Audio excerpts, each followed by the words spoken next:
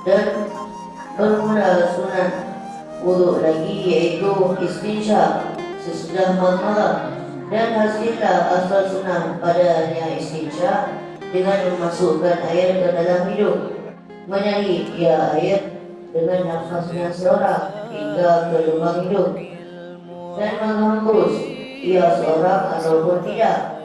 Maka jika berkehendak ia akan sesempurnanya istinsya, ia menghembus ia seorang, mengumpulkan di antara makam dan istinsya dengan 3 cebok. Ia berkumur-kumur ia dari tiap-tiap daripadanya 3, kemudian beristinsya ia itu lebih afdal daripada berpisah keduanya. Jadi sunnah wudhu lagi yaitu beristinsya. Kapan kita lakukan?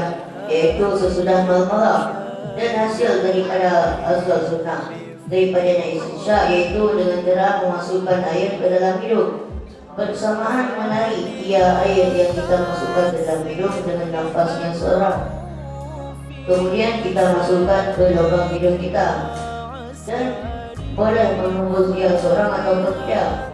Maka jika ia berkehendak untuk sesempurna istinsya, maka menghembus air tersebut dan dikumpulkan di antara malam dan istinsya dengan 3 tali cebok.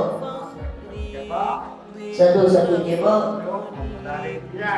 maka itu lebih afdal daripada berpisah di antara keduanya.